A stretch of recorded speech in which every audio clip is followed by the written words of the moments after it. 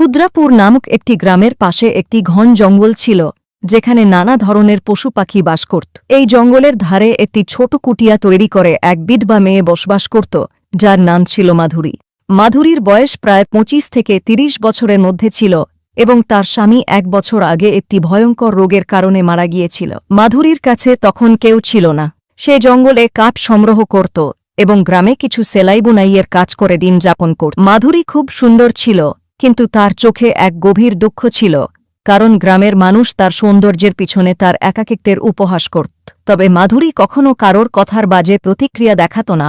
তার জন্য জীবন এখন শুধুমাত্র দৈনন্দিন প্রয়োজনীয়তা পূরণ করা এবং কোনভাবে দিন পার করা হয়ে উঠেছিল। একদিন মাধুরী জঙ্গলে কাঠ সংগ্রহ করতে গিয়েছিল। হঠাৎ করে একটি বড় বানর একটি গাছ থেকে নেমে তার সামনে এসে বসে। মাধুরী বানরটিকে দেখে কিছুটা ভয় পেয়েছিল, কিন্তু বানরটি আক্রমণ না করে শুধুমাত্র তাকিয়েছিল, তাই মাধুরী কিছুটা শান্ত হল। মাধুরী ধীরে ধীরে বানরের সঙ্গে চোখে চোখ রেখে বলল, তুমি কে? কি চাও? এরপরে বানরটি তার মাথায় নিচু করে দিল, যেন এই কথা তার বুঝে গেছে। মাধুরী একটু হাসল এবং তারপর তার কাজে ফিরে গেল। বানরটি সেখানে বসে থাকল এবং তাকে দেখছিল। যখন মাধুরী কাঠগুলো বাঁধতে শুরু করল, বানরটি এসে তার সাহায্য করতে লাগল। মাধুরী খুব অবাক হল এবং তার মাথায় স্নেহ হরে হাত বলিয়ে বলল, তুমি খুব বুদ্ধিমান। সেই দিনটির পর থেকে প্রতিদিন বানটি মাধুরীর কাছে আসত। কখনো সে তার জন্য ফল আনত, কখনো তার কাজে সাহায্য করত। মাঝে মাঝে সে মাধুরীর কুটিয়ার সামনে বসে সন্ধ্যা পর্যন্ত খেলত। মাধুরীর জীবন এক নতুন রঙে ধরে উঠেছিল, তার মুখে হাসি ফিরে এসেছিল। এভাবেই সময় কাটতে থাকল এবং মাধুরী ও বানরের মধ্যে একটি অদ্ভুত সম্পর্ক গড়ে উঠল। যখনই মাধুরী একা থাকত, বানরটি তাকে হাসানোর চেষ্টা করত। যখন সে দুঃখিত থাকত, তখন বানরটি তার কাছে এসে তার কাঁধে মাথা রেখে বসে থাকত। মাধুরী তাকে তার পরিবার সদস্যের মতোই মনে করতে শুরু করেছিল। এক রাত মাধুরী তার কুটিয়ার বাইরে বসেছিল এবং চাঁদের আলোয় সেই রাতের আনন্দ নিচ্ছিল। হঠাৎ করে সে দেখতে পায় যে একটি বানর কাছের একটি গাছের ডালে বসে তাকে দেখছে। মাধুরী বানরটির দিকে তাকিয়ে হাসল এবং বলল, তুমি কি আমার সাথে সব সময় থাকবে? বানরটি ধীরে ধীরে তার দিকে ঝাঁপিয়ে পড়ে এবং মাধুরীর পায়ের কাছে এসে বসে। মাধুরী তাকে তার কোলে তুলে নিল এবং স্নেহে তার মাথায় হাত বুলিয়ে দিল। সেই রাতেই প্রথমবার মাধুরী নিজের একাকিত্ব অনুভব করেনি। এভাবে দিন কেটে গেল এবং মাধুরী ও বানরের সম্পর্ক আরও গভীর হতে লাগল। একদিন মাধুরী অসুস্থ হয়ে পড়ল, তাকে জ্বরে ভুগছিল। সে কুটিয়ায় শুয়েছিল এবং বানরটি তার পাশে বসেছিল, চিন্তিত হয়। বানরটি জঙ্গল থেকে নানা ধরনের ফল এনে মাধুরীর সামনে রাখল। মাধুরী কষ্ট করে চোখ খুলে খুব মৃদু স্বরে বলল, তুমি আমার এত চিন্তা কেন করছ? বানরটি তার চোখে তাকিয়েছিল, তার দৃষ্টিতে এক গভীর ভালোবাসা ছিল, এমন একটি ভালোবাসা যা শব্দের বাইরে ছিল। মাধুরী ধীরে ধীরে বানরের হাতটি ধরল এবং ঘুমিয়ে পড়ল। বানরটি সারা রাত তার পাশে বসে রইল। কিছুদিন পর মাধুরী পুরোপুরি সুস্থ হয়ে উঠল। এখন সে বানরের ছাড়া এক মুহূর্ত থাকতে পারত না।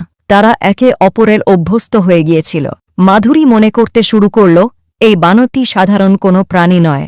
তার মধ্যে এমন এক অনুভূতি ছিল, যেন কোনো পুরনো আত্মা তার জীবনে ফিরে এসেছে। এক রাতের ঘটনা, যখন প্রবল বৃষ্টিপাত হচ্ছিল। মাধুরী কুটিয়ায় বসেছিল এবং বানরটি তার কাছে এসে বসেছিল। বজ্রপাতের মাঝে মাধুরী বানরের চোখে গভীর ও ঝকঝকে আলোকিত দৃষ্টি দেখতে পেল। মাধুরী তার মাথায় হাত বলিয়ে বলল, তুমি কি সবসময় আমার সাথে থাকবে? বানরটি ধীরে ধীরে তার কোলে মাথা রেখেছিল। মাধুরী এর মধ্যে অনুভব করল যে তার জীবনের যে জায়গা আগে শূন্য ছিল, তা এখন পূর্ণ হয়েছে। সে বানরটিকে তার বুকে জড়িয়ে ধরে এবং প্রথমবারের মতো একটি অদ্ভুত আত্মীয়তার অনুভূতি অনুভব করল, যেন সে বহু বছর পর কোনো প্রিয়জনকে ফিরে পেয়েছে। এভাবেই সময় কাটতে লাগল, কিন্তু এখন মাধুরী তার শরীরে এক অদ্ভুত পরিবর্তন অনুভব করতে লাগল। তার খিদে বাড়ল এবং ধীরে ধীরে তার শরীরও পরিবর্তিত হতে শুরু করল। চিন্তিত হয়ে সে গ্রামে গিয়ে দাইয়ের কাছে গেল। দাই তার পরীক্ষা করে বলল, মাধুরী, তুমি গর্ভবতী। এই কথা শুনে মাধুরী অবাক হয়ে গেল। সে দাইকে বলল, এটা কিভাবে সম্ভব? আমার তো কোনো স্বামী নেই। দাই তার চোখে তাকিয়ে শান্ত গলায় বলল, এটা সত্যি, মেয়ে। মাধুরী বিভ্রান্ত হয়ে গিয়েছিল।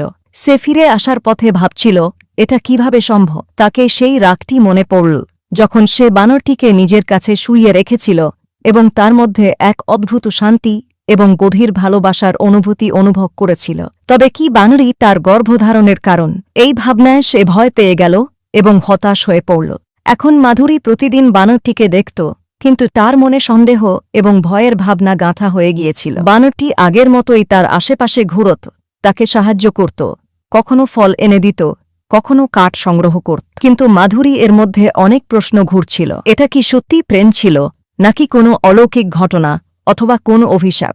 বানরটি কি সাধারণ প্রাণী ছিল, নাকি কোনো দেবতা অথবা কোনো অভিশপ্ত আত্মা? মাধুরী এই প্রশ্নগুলির মাঝে বিভ্রান্ত হয়েছিল, কিন্তু তার কাছে এসবের কোনো উত্তর ছিল না। এখন সে গভীর দ্বন্দ্বে আচ্ছন্ন হয়ে পড়েছিল। গর্ভধারণ কোনো সাধারণ বিষয় ছিল না। ধীরে ধীরে এই খবর হুদ্রাপুর গ্রামে ছড়িয়ে পড়ল যে মাধুরী গর্ভবতী। গ্রামটির পুরুষ ও মহিলারা তার সম্পর্কে বিভিন্ন রকমের কথা বলতে শুরু করল। একটি বিধবার পেটে সন্তান, এটা কিভাবে সম্ভব? নিশ্চয়ই এটা কোনো পাপ। কোথাও জঙ্গলের কোনো রাক্ষস তার স্বপ্নে আসে না তো? মাধুরী এসব কথা শুনে দুশ্চিন্তায় পড়ে গেল। সে জানত যে সে কোনো পুরুষের সঙ্গে সম্পর্ক স্থাপন করেনি, তবুও এই গর্ভবতী হওয়া কিভাবে সম্ভব? সে বারবার সেই রাগটিকে মনে করতে লাগল যখন মুষলধারে বৃষ্টি পড়ছিল এবং সে বানরটিকে নিজের কোলে শুড়িয়ে রেখেছিল। এরপর থেকেই তার শরীরে এই পরিবর্তন শুরু হয়েছিল। একদিন মাধুরী কুটিয়ার বাইরে বসেছিল। বানরটি কাছের গাছের ডালে বসে তাকে দেখছিল। মাধুরী বানরের দিকে তাকিয়ে বলল, তুমি কি জানো আমার সঙ্গে কি হচ্ছে? বানরটি তার চোখে গভীরভাবে তাকিয়েছিল। তার চোখে সেই একই উজ্জ্বল দীপ্তি ছিল যেটা সেই বৃষ্টির রাতে ছিল। আঁচল ভর্তি অশ্রু নিয়ে মাধুরী বলল, আমি তোমাকে ভালোবাসি, কিন্তু কিভাবে সম্ভব যে তুমি আমার গর্ভধারণের কারণ হলে? গ্রামের লোকেরা যখন শুনল যে মাধুরী গর্ভবতী, তখন পুরো গ্রামে আলোড়ন শুরু হয়ে গেল। গ্রাম্য পঞ্চায়েতও মাধুরীকে ডেকে পাঠাল।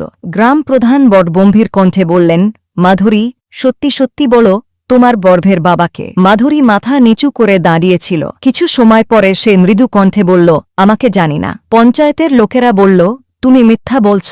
কোনো এক পুরুষের সঙ্গে সম্পর্ক ছাড়া গর্ভধারণ কিভাবে সম্ভব? কিছু মহিলারা বলল, নিশ্চয়ই এর কোনো পুরুষের সঙ্গে গোপন সম্পর্ক ছিল। মাধুরী সাহস সঞ্চয় করে বলল, আমার জীবনে কোনো পুরুষ আসেনি, কিন্তু একটি বানর আছে যে প্রতিদিন আমার সঙ্গে থাকে। মাঝে মাঝে সে আমার সহায়ক হয়, আমার ভরসা। গ্রাম প্রধান হাসতে হাসতে বললেন, তুমি কি বলছ? তুমি কি বলছ যে তুমি একটা বানরের সাথে গর্ভধারণ করেছ? গ্রামবাসীরা হেসে ওঠে, কিন্তু মাধুরী এর মুখে এক কঠোরতা ছিল। সে বলল, আমি কখনো কোনো পুরুষের সাথে সম্পর্ক স্থাপন করিনি। আমি জানি না এটা কিভাবে ঘটেছে, কিন্তু এটা সত্যি যে যখন থেকে সেই বানর আমার কুটিয়ায় এসেছে, আমার জীবন পাল্টে গেছে। গ্রামের লোকেরা এই শুনে মাধুরীকে একটি কলঙ্কিত এবং অপবিত্র নারী হিসেবে মনে করতে শুরু করল। গ্রাম্য মহিলারা তার সাথে কথা বলা বন্ধ করে দিল এবং শিশুরা তার কুটিয়ার সামনে খেলা করতে আসত না। মাধুরী এখন পুরোপুরি একা হয়ে গিয়েছিল। সকলেই তার সাথে সম্পর্ক ছেদ করে ফেলেছিল। তার মনে শুধু একটি ভয় ছিল, সে তার সন্তানসহ এই পৃথিবীতে কিভাবে বাঁচবে। সে একটি ছোট কুটিয়া বানিয়েছিল, কিন্তু সেই ভয় তাকে প্রতিদিন রাতে জাগিয়ে রাখত। সে জেগে থাকত, তার পেটে হাত বুলাত এবং অনুভব করত যে তার গর্ভে থাকা সন্তানটির নড়াচড়া বাড়ছে। তবুও তার মনে ছিল বিভ্রান্তি এবং সে অস্থির ছিল। একদিন যখন সে একা কুটিয়ায় ছিল, তখন সেই বানরটি এল। ধীরে ধীরে তার সামনে এসে ঘুঁটনির উপর মাথা রাখল। মাধুরী তার চোখে তাকিয়ে বলল, তুমি কি আমাকে কিছু লুকাচ্ছ? বানরটি তার চোখে গভীরভাবে তাকাল। তার চোখে সেই একই দীপ্তি ছিল যেটি বৃষ্টির রাতে ছিল। হঠাৎ করে বানরের চোখ থেকে অশ্রু ঝরতে লাগল। মাধুরী চমকে উঠল। তুমি কাঁদছ? বানরটি ধীরে ধীরে তার হাতটি ধরল। মাধুরী অনুভব করল যে এই মুখ প্রাণীতে এক গভীর আত্মীয়তা লুকিয়ে আছে। তবে এর আগে যে সে কিছু বুঝতে পারত। বানরটি হঠাৎ উঠে দাঁড়াল এবং জঙ্গলের দিকে চলে গেল। মাধুরী তাকে ডাকল, কোথায় যাচ্ছ? দাঁড়াও। কিন্তু বানরটি ফিরে তাকাল না। মাধুরী আশ্চর্য হয়ে বসে রইল। পরদিন গ্রামের মধ্যে একজন সিদ্ধ মহাত্মা এসেছিলেন। লোকেরা মহাত্মাজিকে মাধুরীর পরিস্থিতি সম্পর্কে বলল। মহাত্মা তাকে ডেকে বললেন, তোর গর্ভে যে সন্তান বেড়ে উঠছে সে কোনো সাধারণ শিশু নয়। এটা একটি বিশেষ আত্মার ফল। তোর সাথে কোনো প্রাণী জড়িত কি? মাধুরী মাথা নিচু করে ধীরে ধীরে বলল, হ্যাঁ, একটি বানর আমার জীবনে এসেছিল। সে আমার যত্ন নিত, কিন্তু এখন সে চলে গেছে। মহাত্মা গভীরভাবে শ্বাস নিয়ে বললেন, এটা কোনো সাধারণ বানর ছিল না। এটি একটি দেবীয় আত্মা ছিল। কোনো অভিশাপের কারণে এটি বানরের রূপ নিয়েছিল। তবে যখন সে তোমার সাথে ভালোবাসা অনুভব করেছে, তখন তার অভিশাপ ভেঙে গিয়েছে। মাধুরী বিস্ময়ে মহাত্মার দিকে তাকিয়েছিল। এটি কি সত্যিই দেবীয় সন্তান? মহাত্মা গুরুতর গলায় বললেন, হ্যাঁ, এই সন্তান হল মানুষের এবং পশুর প্রেমের ফল। তবে এর জন্মের সাথে একটি বড় বিপদও আসবে। এই সন্তান তার অস্তিত্বের জন্য কঠোর সংগ্রাম করবে। মাধুরী আতঙ্কে কাঁপতে কাঁপতে প্রশ্ন করল, এটা কী ধরনের বিপদ মহাত্মা? মহাত্মা উত্তর দিলেন, এটি একটি সন্তান বিশেষ শক্তিতে পূর্ণ হবে, কিন্তু এর জন্য অন্ধকার শক্তিও সক্রিয় হবে। তোর সন্তানের সুরক্ষা করার জন্য তোকে সকল চেষ্টা করতে হবে। মাধুরীর চোখে ভয় এবং সন্দেহ স্পষ্টভাবে ফুটে উঠেছিল। সে জিজ্ঞাসা করেছিল, কিন্তু সেই বানর কোথায় গিয়েছে? সাধু মহারাজ বললেন, সে এখন তার প্রকৃত রূপে ফিরে গেছে, সে দেবত্ব লাভ করেছে। কিন্তু যখন বিপদ আসবে সে অবশ্যই ফিরে আসবে এবং তোমাকে সাহায্য করবে। এইভাবে ধীরে ধীরে সময় পেরিয়ে যেতে লাগল। মাধুরীর গর্ভের আকার বাড়তে থাকল, তবে গ্রামবাসীরা এখনও তাকে সন্দেহের চোখে দেখছিল। তবে মাধুরীর মনে এখন একটি নতুন শক্তি চলে এসেছিল। তাকে পূর্ণ বিশ্বাস ছিল যে সে তার সন্তানের রক্ষা করতে সক্ষম হবে। একদিন মাধুরী জঙ্গলে কাঠ সংগ্রহ করতে গিয়েছিল। হঠাৎ করে ঘন গাছপালার মধ্য থেকে একটি ভয়ঙ্কর আওয়াজ শুনতে পেল। মাধুরী দেখল যে সামনে একটি বিশাল কালো নাগ ফনা তুলে দাঁড়িয়ে আছে। ভয়ে সে পিছিয়ে যেতে চেয়েছিল, কিন্তু নাগ তার দিকে এগিয়ে আসতে লাগল। আতঙ্কিত হয়ে সে চোখ বন্ধ করে নিল। তখন হঠাৎ বাতাসে এক অদ্ভুত ঝাঁকুনি অনুভব হল। যখন মাধুরী চোখ খুলল তখন দেখল যে সামনে সেই বানর দাঁড়িয়ে আছে, তবে এবার তার চোখে তীব্র আলোর ঝলক ছিল। সে কালো নাগের দিকে ঝাঁপিয়ে পড়ল এবং তাকে জোরে ধাক্কা দিল। নাগ ফুসফুস করতে করতে অন্ধকারে মিলিয়ে গেল। মাধুরী কাঁপতে কাঁপতে বানরের দিকে তাকিয়েছিল। বানর তার চোখে দেখল সেই একই আত্মীয়তা ঝলক ছিল, তবে তার আগে কিছু বলার আগেই বানর আবার জঙ্গলের দিকে দৌড়ে চলে গেল। মাধুরী এবার বুঝতে পারল যে তার গর্ভে থাকা সন্তান কোন সাধারণ শিশু নয়, বরং এটি একটি দেবী শক্তির প্রতীক ছিল। বানরের অপ্রত্যাশিত উপস্থিতি এবং নাগ থেকে তাকে রক্ষা করা এটি প্রমাণ করল যে কিছু বড় কিছু ঘটতে চলেছে। তবুও মাধুরীর মন ছিল সন্দেহে ভরা। সে ভাবতে লাগল, সে বানর কি সত্যিই দেবী আত্মা ছিল? যদি সে কোনো অভিশপ্ত আত্মা ছিল, তবে কেন সে আমাকে ছেড়ে চলে গেল? এবং সেই নাগ, সে কে ছিল? এই অজানা প্রশ্নগুলো মাধুরীর মনকে আরও উদ্বিগ্ন করে তুলছিল। তার গর্ভধারণের সময় এখন শেষের দিকে। মাধুরীর শরীর ভারী হয়ে গিয়েছিল এবং চলাফেরা করা কঠিন হয়ে পড়েছিল। গ্রাম্য মহিলারা এখনও তাকে এড়িয়ে চলছিল। মাধুরীর জন্য এক এক দিন কাটানো অত্যন্ত কঠিন হয়ে পড়েছিল। এক রাতে প্রবল ঝড় উঠেছিল, আকাশে বজ্রপাত হচ্ছিল। মাধুরী একা তার কুটিয়ায় বসেছিল। হঠাৎ সে মনে করল যে বাইরে কারো পায়ের শব্দ শুনতে পাচ্ছে। সে ধীরে ধীরে দরজা খুলল এবং দেখল যে এক কালো কাপড়ে মোড়ানো এক ব্যক্তি তার কুটিয়ার সামনে দাঁড়িয়ে আছে। তুমি কে? ভয়ে মাধুরী প্রশ্ন করল। ব্যক্তিটি ধীরে ধীরে তার দিকে হাত বাড়িয়ে দেখাল। তার হাতে একটি দীর্ঘ ত্রিশূল ছিল। তার মুখে এক অদ্ভুত জ্যোতি ছিল, কিন্তু তার চোখে নির্মমতা এবং নিষ্ঠুরতা ঝলকাচ্ছিল। সে ব্যক্তি বলল, তুমি যে গর্ভ ধারণ করেছ তা সাধারণ নয়, এটি শক্তির প্রতীক। আমি তাকে নিতে এসেছি। মাধুরী সন্ত্রস্ত হয়ে পিছনে সরে গিয়ে জিজ্ঞাসা করল, তুমি কে? ব্যক্তিটি জোরে হেসে উঠল। তার হাসির শব্দ শোনিত হল, আমি রাক্ষস কালকেতু। সেই দিব্য আত্মা তোমাকে গর্ভবতী করেছে। সে আমার শত্রু। সেই সন্তানের জন্ম হওয়ার আগে তাকে নষ্ট করতে হবে। যদি তাকে জন্ম নেওয়ার সুযোগ দেওয়া হয় তাহলে সৃষ্টির ভারসাম্য ভেঙে যাবে। কালকেতু এক ভয়ঙ্কর গর্জন করে বলল। মাধুরী কাঁপতে কাঁপতে তার গর্ভে হাত রেখে বলল, তুমি আমার সন্তানের কোনো ক্ষতি করতে পারবে না। কালকেতু রেগে গিয়ে বলল, আমার থেকে বাঁচা অসম্ভব। সে মাধুরীর দিকে এগিয়ে যেতে লাগল, কিন্তু ঠিক তখনই জঙ্গলের মধ্যে থেকে এক ভয়ঙ্কর গর্জন শোনা গেল। মাধুরীর চোখের সামনে অন্ধকারের মধ্যে দুটি জ্বলন্ত চোখ দেখা দিল। কালেয়া মেঘের মতো একটি বিশাল আকার উঁকি দিল। তা ছিল সেই বানর। সে বানর এক ঝাঁপিয়ে উঠে রাক্ষস কালকেতুর সামনে এসে দাঁড়াল। তার চোখে আগুন জ্বলছিল এবং তার শরীর থেকে আলোর রশ্মি বের হচ্ছিল। কালকেতু ত্রিশূল তুলে বানরের দিকে এগিয়ে গেল, কিন্তু বানর গর্জন করে সেই ত্রিশূলটি ধরল এবং তাকে আকাশে ছুঁড়ে ফেলল। কালকেতু রেগে গিয়ে দ্রুত বানরের দিকে আক্রমণ করতে লাগল, কিন্তু বানর ধীরে স্পষ্টভাবে তার প্রতিটি আক্রমণ এড়িয়ে চলছিল। তারপর এক হঠাৎ বানর পূর্ণ শক্তি দিয়ে কালকেতুর বুকের ওপর এক ভয়ঙ্কর আঘাত করল। কালকেতু মাটিতে পড়ে গেল এবং যন্ত্রণায় চিৎকার করতে লাগল। তখন আকাশে বজ্রপাত হতে শুরু করল এবং চারপাশে দীপ্ত আলোর স্রোত ছড়িয়ে পড়ল। কালকেতুর শরীর পুড়ে গেল এবং ধোঁয়ায় মিলিয়ে যেতে লাগল। বানর মাধুরীর দিকে তাকিয়েছিল। তার চোখে এক গভীর শান্তি এবং দয়া ছিল। ভয়ে কাঁপতে কাঁপতে মাধুরী ফিসফিস করে বলল, তুমি কে? বানর ধীরে ধীরে তার দিকে এগিয়ে এসে তার নরম হাত মাধুরীর হাতে রাখল। তখন তার পুরো শরীর থেকে দীর্ঘ আলো বের হতে লাগল এবং সে একটি সুন্দর যুবক রূপে পরিণত হল। মাধুরী অবাক হয়ে দেখল তার সামনে দাঁড়িয়ে থাকা যুবকটির শরীর থেকে আলো ঝলমল করছিল এবং তার চোখে দয়া এবং ভালোবাসার গভীরতা ছিল। আমি কোনো সাধারণ বানর ছিলাম না মাধুরী, আমি অর্ষির পুত্র। আমার উপর অভিশাপ ছিল যে যতক্ষণ না আমি কোনো নারীর প্রেমের পরীক্ষা না দিই ততক্ষণ আমাকে পশু রূপে থাকতে হবে। মাধুরী অবাক হয়ে প্রশ্ন করল, তাহলে তুমি আমাকে ভালোবাসলে কেন? সেই যুবক উত্তর দিল, কারণ তোর ভালোবাসা নির্দোষ এবং নিঃস্বার্থ ছিল। তুমি আমাকে কোন লোভ ছাড়াই ভালোবাসছিলে, এই কারণেই আমার অভিশাপ ভেঙে গেছে। কিন্তু এখন এক নতুন পরীক্ষা অপেক্ষা করছে। মাধুরী বিস্মিত হয়ে প্রশ্ন করল, কি পরীক্ষা? যুবক বলল, তোর গর্ভে যে সন্তান বেড়ে উঠছে সে সাধারণ সন্তান নয়, সে সৃষ্টির ভারসাম্যের প্রতীক। কিন্তু কালকেতুর মতো রাক্ষসরা এখনও সক্রিয়, তারা সেই সন্তানের জন্ম নেওয়া আটকানোর চেষ্টা করবে। তোর কাজ হবে সেই সন্তানের রক্ষা করা। মাধুরী যুবকের হাত ধরে বলল, তবে তুমি আমাকে কেন একা ছেড়ে চলে গিয়েছিলে? যুবক মৃদু হাসল এবং বলল, আমি তোমাকে ছেড়ে গিয়েছিলাম যাতে আমার ভালোবাসা সঠিকভাবে পরীক্ষিত হয়। আমি জানতে চেয়েছিলাম আমি না থাকলেও তুমি কি তোর সন্তানের সুরক্ষা করবে, আর তুমি সেটা প্রমাণ করেছ যে তুমি সত্যিকারের সঙ্গিনী। মাধুরী চোখে জল এনে তাকে আঁকড়ে ধরে বলল, আমি তোমায় কখনো যেতে দেব না। যুবক বলল, এখন আমি তোমাকে ছেড়ে কখনো যাব না, কিন্তু তোর গর্ভের সুরক্ষা করার জন্য আমাকে আবার আমার দিব্যরূপে পরিণত হতে হবে। আমি তোমার কাছে ফিরে আসব যখন তোর এবং তোর সন্তানের জীবনে বিপদ আসবে। মাধুরী চিন্তিত হয়ে বলল, কিন্তু যদি তুমি চলে গেলে আমি একা কিভাবে থাকব?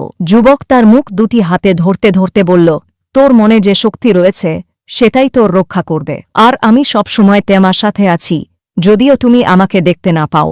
তারপর যুবক ধীরে ধীরে মাধুরীর হাত ছেড়ে দিয়ে আবার উজ্জ্বল আলোতে পরিণত হয়ে বানর রূপে ফিরে গেল। বানর মাধুরীকে শেষবারের মতো ভালোবাসা দিয়ে দেখল এবং জঙ্গলের দিকে দৌড়ে চলে গেল। মাধুরী সেখানেই বসে রইল, তার মনে ভয় এবং ভালোবাসার মিশ্রণ ছিল। সে জানত তার গর্ভে যে সন্তান বেড়ে উঠছে সে আর শুধু তার ভাগ্য নয়, বরং পুরো সৃষ্টির অঙ্গ হয়ে উঠেছে। মাধুরী জানত তার গর্ভে যে সন্তান বেড়ে উঠছে সে সৃষ্টির ভবিষ্যতের রক্ষক। মাধুরীর গর্ভাবস্থা পূর্ণ হতে চলেছিল এবং তার শরীরে অদ্ভুত কার্যকলাপ বৃদ্ধি পাচ্ছিল। গ্রামের মানুষ এখনও তাকে সন্দেহের চোখে দেখছিল, কিন্তু মাধুরীর মনে আর কোনো সংশয় ছিল না, কোনো ভয় ছিল না। তাকে পূর্ণ বিশ্বাস ছিল যে তার সন্তানের জন্ম একটি দিব্য উদ্দেশ্যের জন্য হবে। সকাল হলে গ্রামের মধ্যে অস্বাভাবিক উত্তেজনা শুরু হয়ে গেল। আকাশের দিকে অন্ধকার ছড়িয়ে পড়ল, গাছপালা তীব্রভাবে দোলাতে লাগল, পাখিরা আতঙ্কে এদিক ওদিক উড়ে যেতে লাগল। মাধুরী যখন তার ঝুপড়ির বাইরে বের হল সে দেখল গ্রামসংলগ্ন এক কালি রঙের বিশাল আকৃতি দাঁড়িয়ে আছে। সেটি ছিল কালকেতু। তার লাল চোখে ক্রোধের আগুন জ্বলছিল। কালকেতু গর্জন করতে করতে বলল, আমি ফিরে এসেছি, তোর গর্ভের সন্তানকে আমি জন্ম নিতে দেব না। মাধুরী সাহসের সঙ্গে বলল, তুই আমার সন্তানের কিছু করতে পারবি না। কালকেতু বিকট হাসি দিয়ে বলল, তুই একা কি করতে পারবি? আমি তো অন্ধকারের মালিক, তোর শেষ অবধি চূড়ান্ত। মাধুরী তার গর্ভের ওপর হাত রেখে বলল, আমার গর্ভের সুরক্ষা নিজেই ঈশ্বর করবেন। তুই যতই চেষ্টা কর, তুই আমার সন্তানের কোনো ক্ষতি করতে পারবি না। কালকেতু তীব্র ক্রোধে তার ত্রিশূল তুলল এবং মাধুরীর দিকে ছুড়ে দিল। মাধুরী চোখ বন্ধ করে ফেলল, কিন্তু হঠাৎ করে একটি গর্জন শোনা গেল। মাধুরী চোখ খুলে দেখল তার সামনে সেই বানর দাঁড়িয়েছিল। তার চোখ থেকে আগুনের শিখা বের হচ্ছিল। বানর এক লাফে ত্রিশূলটি ধরে ফেলল এবং তা কালকেতুর দিকে ছুঁড়ে দিল। ত্রিশূল কালকেতুর বুকে ঢুকে গেল এবং কালকেতু কষ্টে চিৎকার করতে লাগল।